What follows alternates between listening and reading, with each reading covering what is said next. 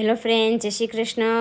આજે આપણે કોબીના ચાઇનીઝ પરાઠા બનાવશું, જે મંચુરિયનનો પણ સ્વાદ ભૂલાવી દે તેવા હેલ્ધી અને સ્વાદમાં એકદમ ટેસ્ટી એવા કોબીના પરાઠા બનશે. અને બનાવવા એકદમ સહેલા છે.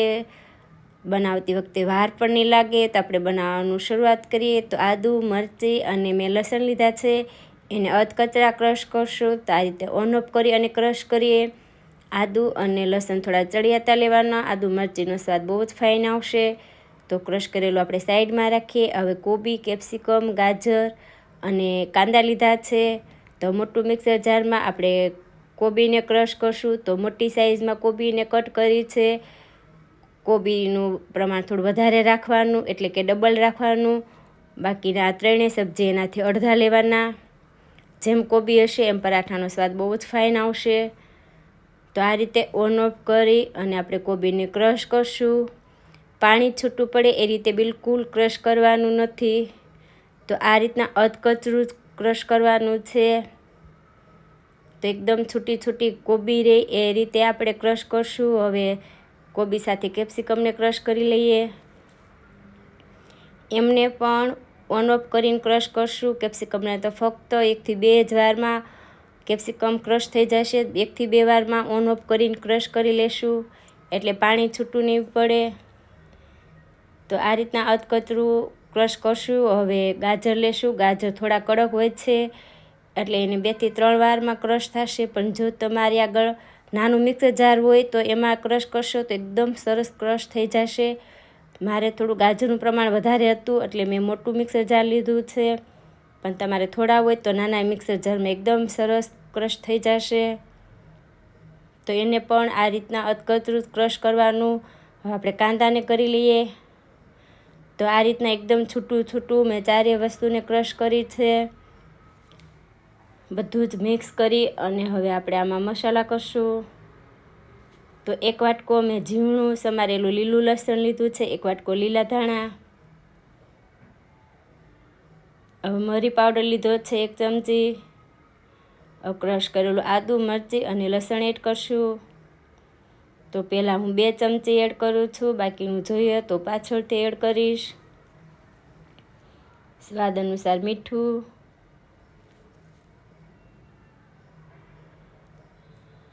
બે ચમચી મેં વિનેગર લીધો છે.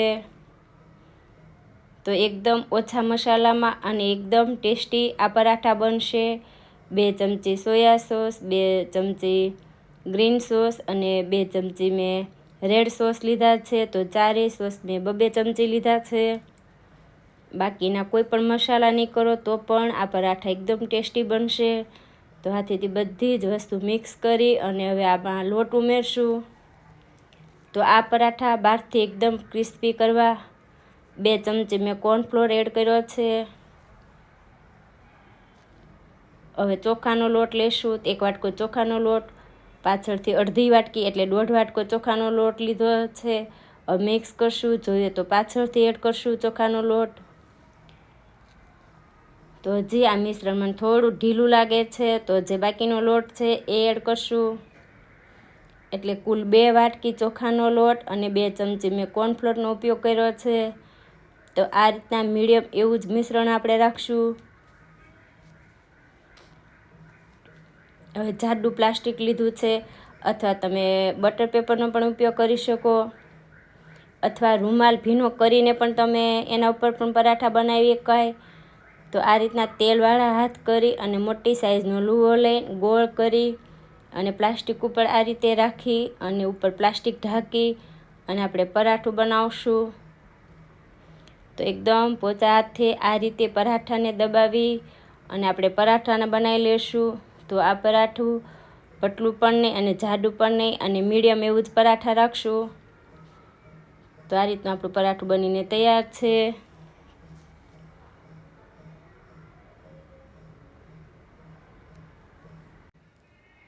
તો આપણું પરાઠું બનીને તૈયાર છે. તો આ રીતના પ્લાસ્ટિક વાળી અને આપણે આ રીતે પેનમાં આ રીતે પરાઠાને પાથરશું અને પ્લાસ્ટિકને આ રીતે ઉઠલાવી લેશું, એટલે એકદમ સરસ રીતે ઉઠલાવાઈ જશે.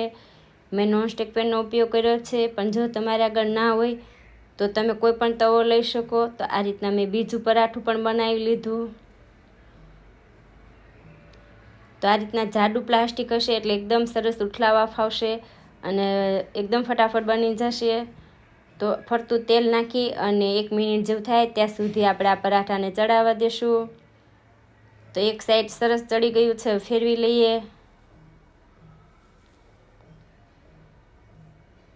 તો 2 મિનિટમાં આપણા પરાઠું બનીને તૈયાર થઈ જશે. તો બંને સાઈડ થોડું ક્રિસ્પી થાય ત્યાં સુધી આપણે પરાઠાને થવા દેશું. હવે બીજું જોઈ લઈએ. તો આ રીતના ફરતું તેલ નાખી અને આપણે ચડવા દેશું. જો તમે નોનસ્ટિક પેનનો ઉપયોગ કરશો તો એકદમ ઓછા તેલમાં આ પરાઠા બનીને તૈયાર થઈ જશે. તો મંચુરિયનનો સ્વાદ ભૂલાવી દે તેવા આપણા ચાઇનીઝ પરાઠા બનીને તૈયાર છે. તો અત્યારે કોબીની સિઝન છે અને કોબી માર્કેટમાં એકદમ સરસ મળે છે. તો ચોક્કસ એકવાર આ રેસીપી ટ્રાય કરજો. ખરેખર બહુ જ ફાઇન પરાઠા